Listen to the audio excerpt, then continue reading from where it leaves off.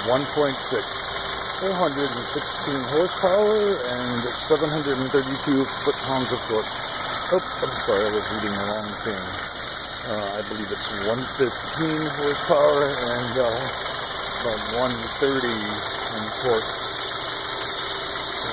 Looks like a direct injection engine for the but it's not direct injection.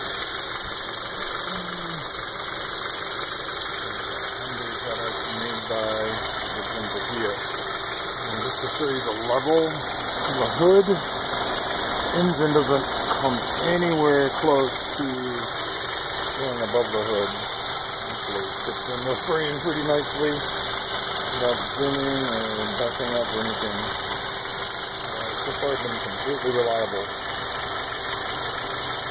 And it's the Kia Motive, Kia Soul 2010 1.6